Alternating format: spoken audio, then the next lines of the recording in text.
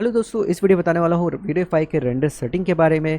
Render setting में क्या क्या नए अपडेट है, क्या चीज़ें नई आई है। इस वीडियो का दो पार्ट होने वाला है। एक पार्ट जो आप देख रहे हो आज, अगला पार्ट होगा कल के दिन जो मैं अपलोड करूंगा। अगर आपको ये जानना है तो ये वीडियो देखते रहिए और सीखते रहिए। Pixie.com, यहाँ मिलते हैं आपको 3D model, scene file, texture और ट्यूटोरियल्स। और भी यहाँ जानने के लिए इस वीडियो के डिस्क्रिप्शन में इसका लिंक दिया हुआ है, आप वहाँ पर जाके आप विजिट कर सकते हो। ओके, ये देख सकते हो कि ये वीडियोफाई का जो सेटिंग्स है कुछ हद तक सिमिलर है वीरे 3.60 से, जो काफ़ी पुराना वर्जन है। अभी इसके अंदर ये आपको दिखाऊं, जो वीरे 3.0 के ऊपर मैंने अलग से सेटिंग के ऊपर मैंने वीडियो बना चुकी है। अगर आपने वो वीडियो नहीं देखा है तो उसका वीडियो का लिंक मैं आई बटन पे दे दूंगा। आप वहां पर क्लिक करके आप वो वीडियो देख सकते हैं अगर आपका पुराना वर्जन है तो। वीरे 5 सपोर्टेबल है वीरे 2018 से, जो अभी चल रहा है 2021 में। फिर ये 2017 में भी सपोर्ट करता है, मगर उतना फुल्ली वर्केबल नहीं है अच्छे से। तो इसलिए मैं बेस्ट बोलता हूँ कि आपके पास वीरेफाई अगर आप यूज़ कर रहे हो तो आपके पास कम से कम 2018 थ्री डी मैक्स होना चाहिए उसके लिए। ओके, तो अभी यहाँ पर आपको बता दूँ कि ये सेटिंग्स कुछ हद तक सिमिलर है, तो अगर आपने वो वीडियो देखा है तो आपको इधर पे भी समझने में काफ़ी आसानी होगी। जैसे कि सबसे ऊपर आपको दिखाई देता है नॉर्मल फ्रेम बफर होता है, जिसके अंदर हम लोग रेंडर करते हैं, जो रेंडर हम लोग को यहाँ पर शो करता है। ये फ्रेम बफर को हम लोग यहाँ पर क्लिक करके ऑन कर सकते हैं, क्लिक करके ऑफ कर सकते हैं। ये हमारे लिए काफ़ी यूज़फुल होगा इस वीडियोफाई में। सबसे नीचे यहाँ पर अभी नीचे आता है, सबसे इम्पॉर्टेंट चीज़ होती है इमेज सैम्पलर। इमेज सैम्पलर क्या होता है? आपकी इमेज की प्रोसेसिंग, जो इमेज में कितना सैंपल उसके अंदर, यानी कि उसकी नॉइज़, उसका जो पिक्सलेशन है वो एडजस्ट करने के लिए होता है। वीडियोफाई में दो टाइप की आपको मिलती है, एक बकेट एंड प्रोग्रेसिव। प्रोग्रेसिव में क्या होता है, अगर आप इसको प्रोग्रेसिव पे रख के रेंडर करोगे तो ये नॉइज़ के हिसाब से रेंडर क्लीन करेगा। जैसे कि मैं इसको रेंडर पे लगाता हूँ, ठीक है, ये देख सकते हो नॉइस के हिसाब से वो रेंडर क्लीन करता है। मगर ये नॉइस वाला जो रेंडर है ये किस जगह पे काम आता है, ये समझ लो। फटाफट चेक करना आपका लाइटिंग एंड सारी चीज़ें प्रॉपर तरीके से आ रही है कि नहीं आपके सीन में, तो आप प्रोग्रेसिव रेंडर सेट कर सकते हो। उससे आपको पता चल जाता है कि आपके सीन में प्रॉपरली लाइटिंग आ रही है कि नहीं। मगर क्या है कि प्रोग्रेसिव रेंडर से बहुत सारे लोग क्लीन भी करते हैं अच्छे से, तो हो जाता है क्लीन। मगर क्या है कि कुछ कुछ जगह पे प्रॉब्लम ये होती है, बाकी छोटे सीन्स क्लीन हो जाते हैं, बाकी बड़े सीन में कहीं ना कहीं थोड़े थोड़े नॉइजनेस रह जाती है, जो काफ़ी ही लो क्वालिटी के दिखते हैं। इसलिए मैं ज़्यादातर प्रीफर करता हूँ बकेट रेंडर। बकेट रेंडर में क्या है कि वो क्लीन कर देता है अपने रेंडर सेटिंग के हिसाब से, जो हम लोग रेंडर सेटिंग यहाँ पर रखेंगे। अभी इसके अंदर प्रोग्रेसिव में भी हम लोग को ऑप्शन मिलते हैं कि टाइमिंग का मैंने 0 रखा था, अगर मैं इधर 1 करता तो 1 मिनट में जितना रेंडर होता रहता, फिर बाकी तब उतना छूट जाता, यानी कि स्टॉप हो जाता वहीं पे। मैं फाइनल के लिए आपको बोलूँगा बकेट रेंडर यूज़ कीजिए।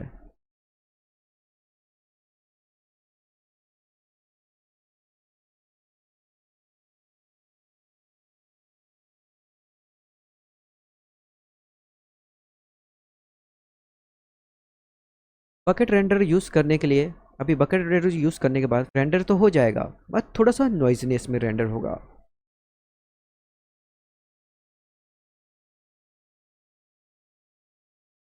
यहाँ पर मेरा रेंडर कंप्लीट हो गया। अब यहाँ पर देख सकते हो कि काफ़ी नॉइजी है, यहाँ पर बहुत ज़्यादा नॉइजी दिख रहा है यहाँ पर। तो आप बोलोगे इस नॉइजीनेस को कैसे क्लीन कर सकते हैं? नॉइजीनेस को क्लीन करने के, या फिर आप डी नॉइज़र यूज़ कर सकते हो यहाँ पर। जैसे मैंने आपको डी नॉइज़र यूज़ करेंगे, जब उसको दोबारा रेंडर करेंगे डी नॉइज़र यूज़ करके, तो इधर पे आपको दिखाई देगा ये डी नॉइज़र अप्लाई हो जाएगा, तो इधर से आपकी जो नॉइज़ है वो क्लीन हो जाएगी।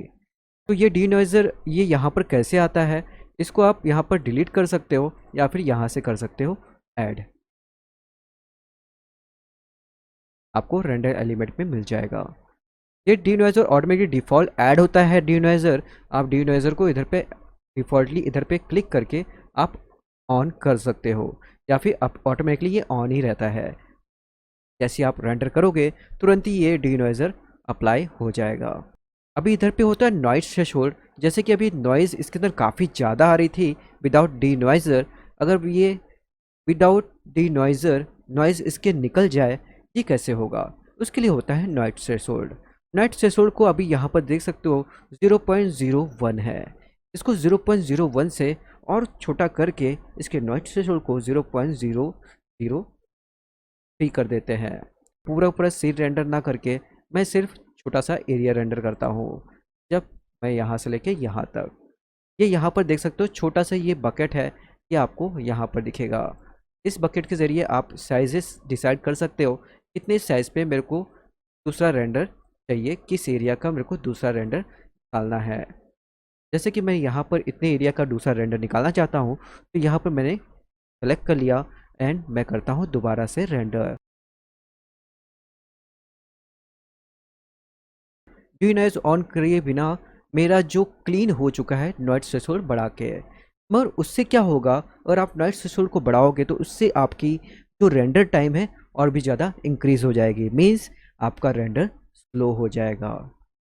और उससे क्या है कि आपकी डिटेलिंग और भी ज़्यादा बढ़ जाती है। डिनॉइज़र वहाँ पर यूज़ करते हैं जहाँ पर हम लोग के पास टाइम नहीं है, हम लोग का इतना छोटा सा ही रेंडर निकालना है एंड नॉइज़ीनेस भी आ रही है, तो उधर पे डिनॉइज़र यूज़ करके तो हम लोग फटाफट रेंडर निकाल लेते हैं। फिर इधर पे आते हैं इसके ऊपर, ये है बकेट साइज़। ये बकेट साइज़ किस लिए है, अगर हम लोग कुछ भी रेंडर करते हैं तो उसका जो बकेट का जो साइज़ होता है ये वो होता है। जैसे मैं बकेट साइज़ इधर पे कर देता हूँ 1, तो जो हम लोग का बकेट होगा, जो बकेट बनेगा वो 1 पिक्सल 1 बाय 1 पिक्सल का बनेगा। जैसे मैं इधर पे रेंडर करके आपको दोबारा दिखाता हूँ, ये देख सकते हो काफ़ी छोटे छोटे बकेट बन गए यहाँ पर। अभी इससे बोलो फ़ायदा क्या है, किस जगह पे ये ज़्यादा काम आएगा। जैसे कि सपोज़ आपका एरिया काफ़ी छोटा है, छोटा सीन है, छोटा इमेज साइज़ है, तो उसके अंदर आपको बड़े बकेट साइज़ को लेके क्या फ़ायदा है। जैसे कि मेरा इतना बड़ा ही मैंने सेलेक्ट किया था, तो मैं इतना बड़ा बकेट साइज़ ले लूँगा, तो एक ही कोर जो होगा, एक बकेट का मतलब होता है 1 कोर, 2 बकेट का मतलब होता है 2 कोर, ठीक है। तो मेरा है 12 कोर, मगर उसको डिवाइड होके वो थर्ड्स में कन्वर्ट हो गए हैं, 24 थर्ड्स हो गए हैं इधर पे इक्वल टू 24 बकेट। तो उसके हिसाब से मेरे इधर पे एक बकेट का मतलब होता है 1/3 मेरे पीसी के हिसाब से। और आपका पुराना पीसी है जिसके अंदर सिर्फ कोर के हिसाब से ही उसके रेंडर होते हैं, तो फिर आपके 1 कोर का बकेट होगा। अगर ज़्यादा बकेट नहीं लिया इस एरिया के लिए और आपके पास 4 ही बॉक्सेस है, 4 बकेट्स हैं, आप उसकी साइजेस को छोटा बड़ा नहीं करोगे, आपकी साइजेस इतनी बड़ी है, ठीक है, आपने बकेट का साइज़ बढ़ा दिया, 64 कर दिया, 32 कर दिया, तो इसमें क्या होगा सीन, मैं अभी इधर पे रेंडर करता हूँ।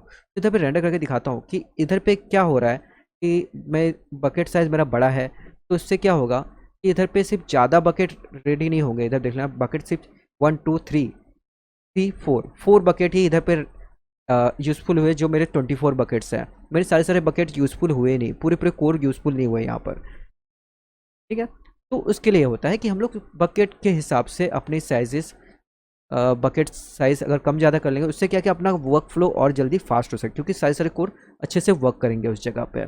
बाकी रेंडर मार्क्स के ऊपर मैंने अलग से वीडियो बना चुका हूँ, अगर आपने वो वीडियो नहीं देखा है तो आई बटन पे उसका लिंक दे दूंगा। इस फिल्टर, इधर पे अलग अलग फ़िल्टर के हिसाब से ऑप्शंस है, मगर इसके अंदर क्या है कि मैं ज़्यादातर इसको डिफ़ॉल्ट ही रखना पसंद करता हूँ, डिफ़ॉल्ट या फिर इस एरिया में रखना पसंद करता हूँ। बाकी जगह पे इसको खेलता नहीं हूँ, क्योंकि मेरे को परफेक्ट लगता है। फिलहाल तो ये ग्लोबल डीएमसी के नॉइज़ पैटर्न को इसको कुछ नहीं करना है, ये जैसा है वैसे ही रखते हैं, जैसा कि मैं ही करता हूँ, इसको वैसे ही रखता हूँ। इन्वायरमेंट में हम लोग यहाँ पर अपनी लाइटिंग जो होती है, अगर समझ लो मैंने ये HDRI लाइटिंग नहीं किया हो, तो इसके ज़रिए हम लोग एक अलग से HDRI lighting, environment lighting, reflection, HDRI map यहाँ पर अप्लाई कर सकते हैं, अगर इस पर HDRI लाइटिंग नहीं की है तो। अगर मैंने डोम लाइट नहीं डाला है तो वो चीज़ें हम लोग यहाँ से भी कर सकते हैं। बाकी तो इतना इम्पोर्टेंट नहीं है अभी, क्योंकि हम लोग इसमें ही कर लेते हैं HDRI लाइटिंग, तो फिर इसके अंदर करने की ज़रूरत पड़ती नहीं। पहले तो क्या रहता था, इसमें ही करते थे, अलग से करते नहीं थे, डोम लाइट डराते थे। अभी जाके बेस्ट होता है कि आप इसके अंदर ही डोम लाइट डालिए, अपने सीन में डोम लाइट डालिए, उसके अंदर लाइटिंग कीजिए, उसके अंदर HDRI लाइट, वो काफ़ी वर्केबल होता है, कंट्रोल भी करने में काफ़ी आसानी होती है वहाँ पर। उसकी लाइट के मल्टीप्लायर को भी आसानी से हम लोग ऊपर नीचे कम ज़्यादा कर सकते हैं। कलर मैपिंग, हम लोग कलर मैपिंग मीन्स इसके अंदर डार्क एंड कैसा मेरे को लुक चाहिए, ये मैं इसके अंदर भी मैं ज़्यादा मैं खेलता नहीं हूँ, मैं जहाँ तक बोलूँ। बाकी तो इधर पे भी क्या है कि हम लोग ब्राइटनेस एंड कॉन्ट्रास्ट वो सब सारी चीज़ कर सकते हैं, जो कलर करेक्शन में होता है, ब्राइटनेस, कॉन्ट्रास्ट, गामा करेक्शन, ये सब सारी चीज़ें।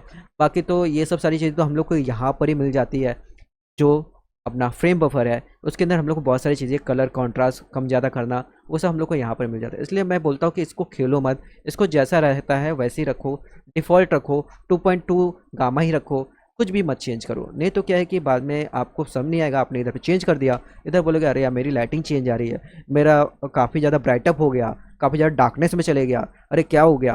तो इधर पे आपने कहीं बर्नआउट या फिर इसको मल्टीप्लायर को कहीं पे वीडियो देख के कम ज़्यादा ऊपर नीचे किया, फिर बोले कि आप मेरी क्वालिटी आ ही नहीं रही है, क्योंकि आपने इधर पे खेल लिया इसके साथ। ठीक है, तो इसलिए आपको मैं सिंपल बताता हूँ कि करना क्या है कि बकेट रखिए और इधर पे नॉइस थ्रेशोल्ड के साथ खेलिए।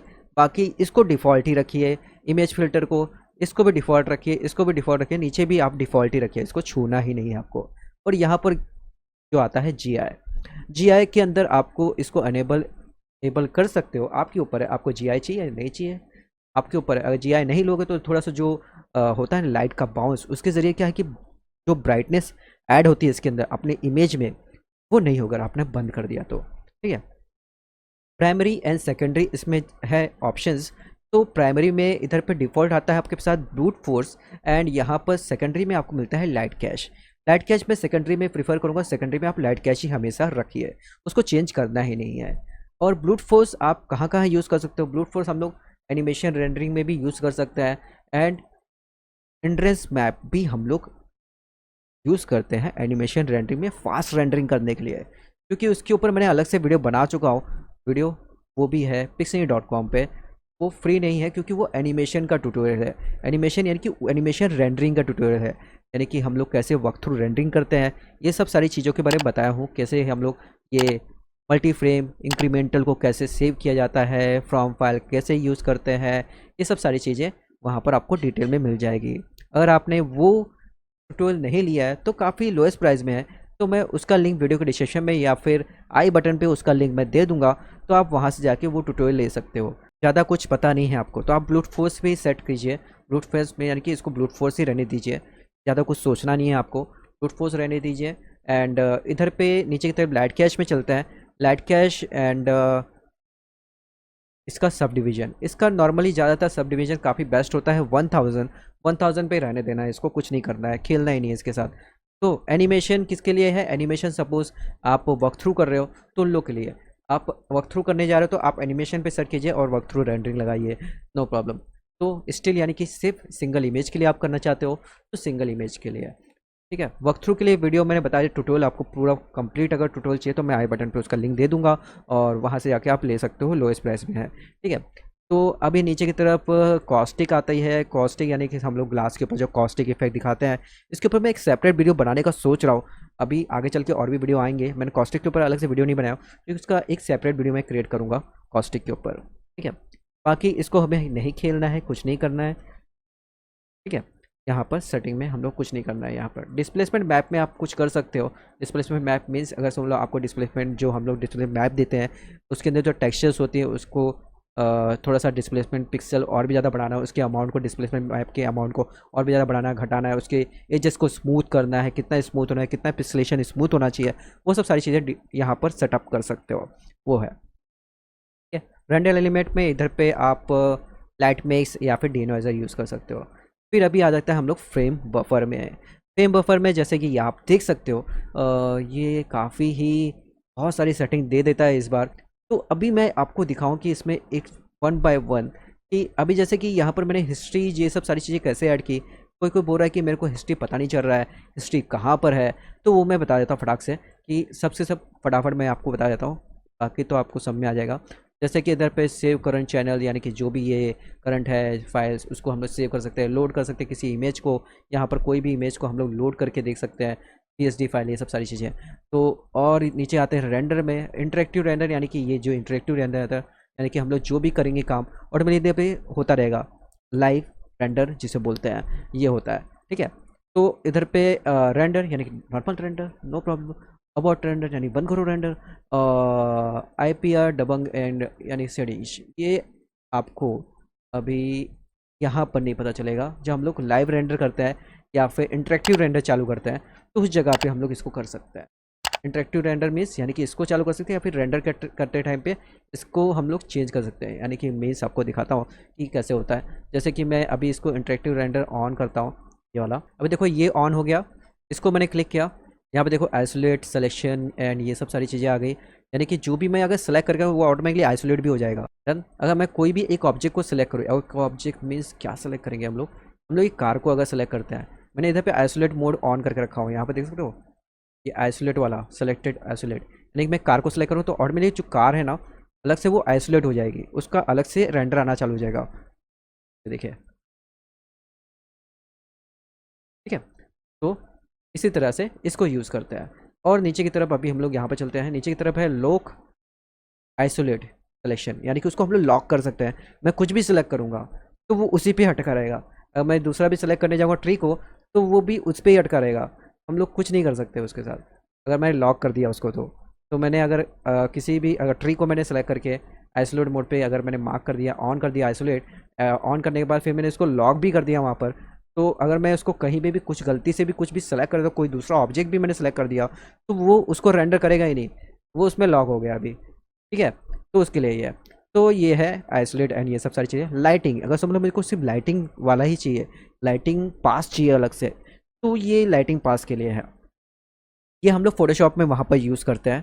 फिलहाल तो इस जगह पे अभी तो वीरे 5 जब आ गया तो लाइट मिक्स आ चुका है, तो उस जगह पे हम लोग को इसकी ज़रूरत नहीं है। मगर जाके लाइट मिक्स में क्या होता है ना, रेंडर टाइम आपका बढ़ जाता है, रेंडर टाइम यानी कि बढ़ जाता है यानी डबल हो जाता है अगर लाइट मिक्स आप अगर यूज़ कर रहे हो तो।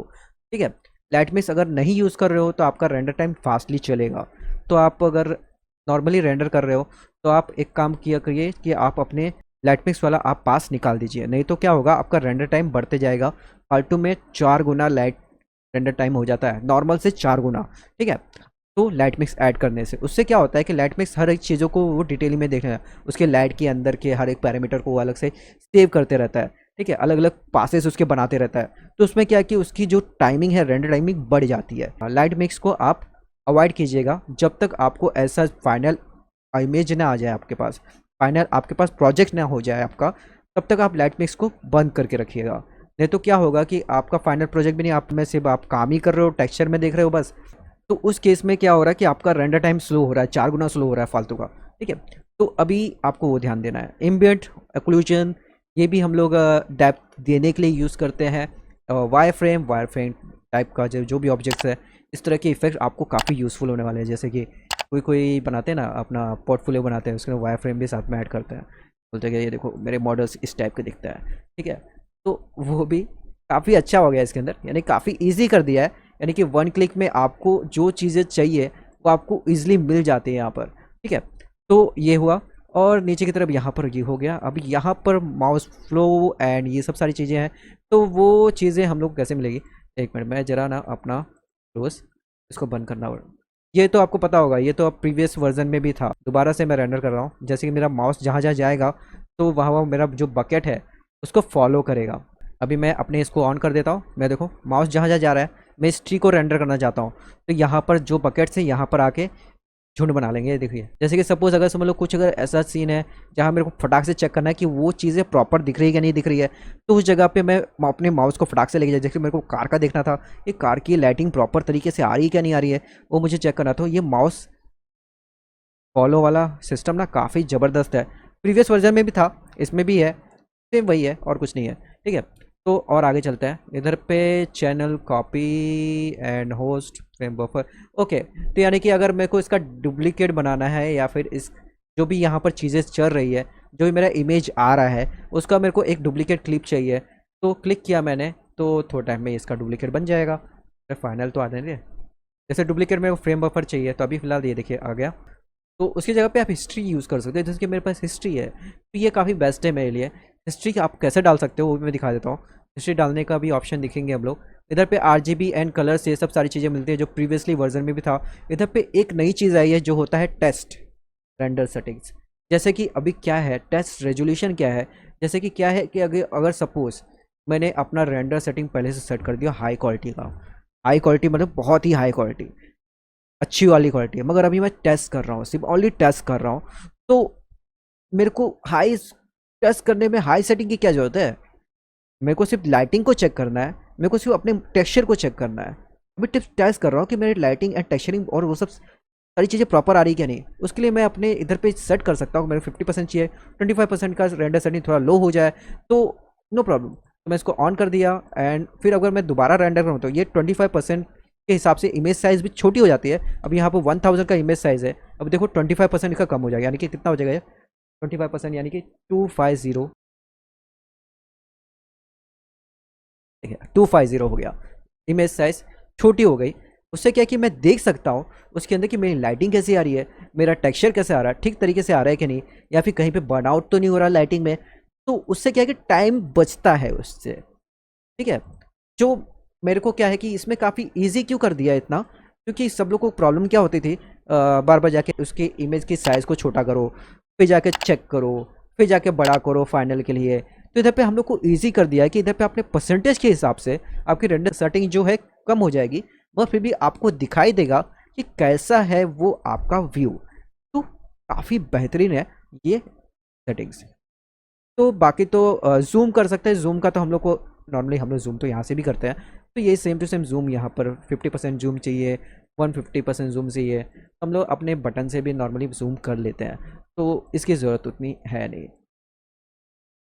मैं इसको 50% पे रखता हूँ, ठीक है, कि मेरे को फटाफट आपको दिखाना है तो इसलिए 50% सेट पे सेट कर रहा हूँ।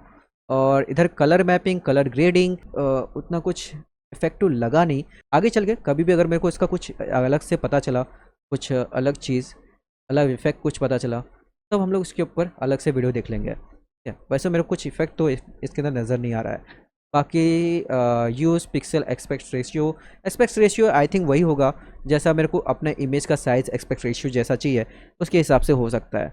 तो ओके, नीचे वाला जो है ना वो मेरे को समझ में आ रहा है, ये जिसके जो वीआर यूज़ करते हैं, यानी कि जिन लोग को वीआर के लिए, उन लोग के लिए होता है, तो उन लोग के लिए सेटिंग्स है। अभी फ़िलहाल तो ऑन नहीं हो रहा है, पता नहीं किस कारण से ऑन नहीं हो रहा है, तो आई थिंक इसके अंदर अंदर जाके सेटिंग में कुछ होगा। अभी यहाँ पर आप बोल रहे हो कि हिस्ट्री मेरी कैसे ऑन है, कितने लोग की हिस्ट्री ऑन नहीं हो रही। तो हिस्ट्री ऑन करने के लिए यहाँ पर ऑप्शन में जाना है, फिर फ्रेम बफर सेटिंग में जाना है, फिर यहाँ पर आपको इधर पे आके इसको अनेबल कर देना है। जब तक अनेबल नहीं करोगे तब तक ये अनेबल होगा नहीं, अनेबल आपको करना पड़ेगा, अनेबल करोगे तब ये अनेबल होगा। फिर इधर पे आपको लेयर्स मिलते हैं, ये लेयर्स आपको बताऊंगा काफ़ी यूज़फुल है, आगे चल के देखते हैं। फिर ज़ूम्स है, ज़ूम मल्टीप्लायर जो भी है, ज़्यादा कुछ उतना इफेक्टिव मुझे लगा नहीं इसको, ठीक है। तो इसको क्लोज़ करते हैं। अगर कुछ इफेक्टिव अगर रहा तो मैं अगली वीडियो में, यानी कि आने वाली वीडियो में मैं उसके ऊपर अलग से वीडियो बना दूंगा। तो फिलहाल तो अभी तो इतना यूज़फुल नहीं है, जो यूज़फुल है मैं उसके ऊपर काम करता है। जैसे कि अभी आ जाते सबसे इम्पॉर्टेंट चीज़, जो ये वाली चीज़ें हैं। ओके, आपने देख लिया कि हम लोग ने वीडियो सेटिंग कैसे करते हैं, वीडियो सेटिंग के अंदर कैसे काम करते हैं। अभी नेक्स्ट वीडियो में हम लोग देखेंगे वीडियो के लेयर्स वाला जो नया सिस्टम है, उसके लाइट मिक्स का क्या है सिस्टम, उसको कैसे कंट्रोल किया जाता है, क्या चीज़ें होती है उसके अंदर, वो हम लोग देखेंगे नेक्स्ट वीडियो में। Pixie.com, यहाँ मिलते हैं आपको 3D model, scene file, texture और ट्यूटोरियल्स। और भी यहाँ जानने के लिए इस वीडियो के डिस्क्रिप्शन में इसका लिंक दिया हुआ है, आप वहाँ पर जाके आप विजिट कर सकते हो। इस तरह की और भी वीडियो देखना चाहते हो आप लोग, तो मेरे इस चैनल को सब्सक्राइब कीजिए, उसके बाजू के बेल आइकन को भी दबा दीजिएगा, ताकि आने वाले वीडियो का नोटिफिकेशन आपको मिल सके। Thank you for watching this video. जय हिंद, वंदे मातरम।